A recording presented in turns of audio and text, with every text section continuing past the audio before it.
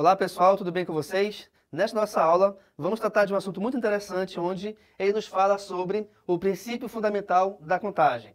Esse princípio ele é carinhosamente chamado de PFC e faz parte de uma das ferramentas dentro da análise combinatória. Bem, esse princípio ele é baseado no princípio multiplicativo, onde a gente vai usá-lo sempre que nós tivermos que fazer uma escolha.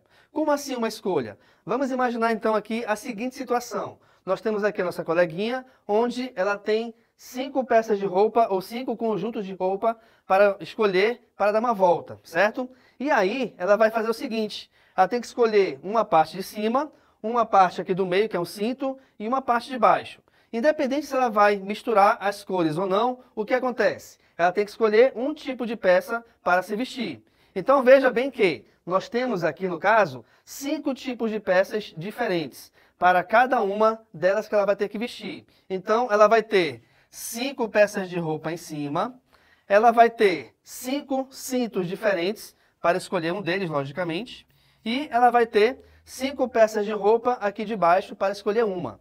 E aí, nesse caso, a situação é a seguinte: tendo todas essas peças de roupas disponíveis, de quantas maneiras diferentes ela pode se vestir, mesmo que ela misture as cores ou não? Bem, como ela tem todas essas peças disponíveis e ela tem que fazer uma escolha, a gente vai usar o princípio multiplicativo, onde esse princípio você faz justamente isso. Você verifica a quantidade de cada elemento individualmente e, após você analisar e verificar essa quantidade, você deverá resolver a multiplicação entre todas elas. Sendo assim, já que ela tem 5 tipos de peças diferentes em relação a cada uma das que ela tem que escolher, eu vou resolver 5 vezes 5, que é 25, e 25 vezes 5, cujo resultado é igual a 125.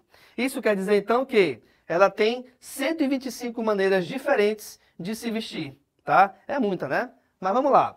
Uma outra situação que nós temos, ou podemos ter, é a seguinte. Vamos imaginar que você vai passear para algum lugar. Só que, para chegar nesse lugar, você tem 2 tipos diferentes de transporte público para te levar até ele. Mas eu tenho outros 3 tipos de transportes públicos diferentes para te trazer de lá. O que acontece então? Aí eu quero saber o seguinte: de quantas maneiras diferentes você consegue ir e voltar desse lugar se você vai ter que pegar um desses transportes públicos? Então vejamos, eu posso escolher entre o ônibus B1 e o B2 para ir para esse lugar.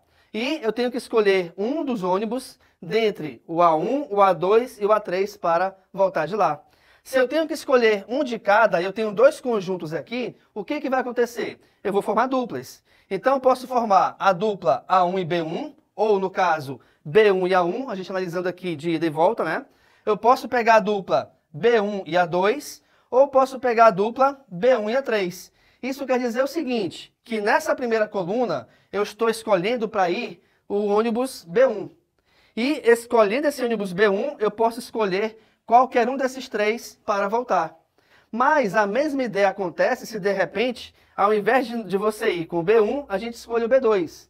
Então, escolhendo o B2, ele pode ir de B2 e voltar de A1, ir com o B2 e voltar com o A2, ou ir com o B2 e voltar com o A3.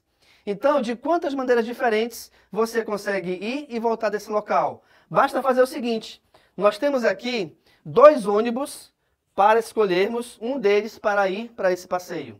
E eu tenho 3 ônibus para escolher um deles para voltar do passeio. Então, eu vejo a quantidade individual, certo? Das possibilidades, no caso aqui 2 e 3, e agora a gente vai resolver a multiplicação.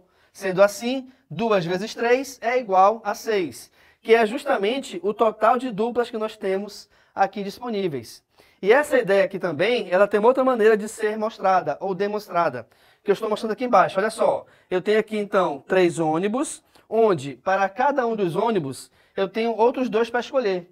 Por esse motivo que eu tenho a dupla A1B1, A1B2. Ou então, se eu escolher o ônibus A2, eu vou ter A2B1, A2B2. Ou, se eu escolher o ônibus A3, eu vou ter então A3B1 e A3B2. Certo, pessoal? Então, toda vez que você tiver que fazer uma escolha, essa escolha será determinada pelo princípio multiplicativo, em relação ao total delas, tá? Então, nessa nossa aula, nós trabalhamos justamente sobre o princípio fundamental da contagem, onde nós vimos que ele depende exclusivamente do princípio multiplicativo, que depende justamente da quantidade de escolhas que você tem que fazer dentro das possibilidades que você tem. E nós vimos aqui dois exemplos bem bacanas de aplicação desse princípio.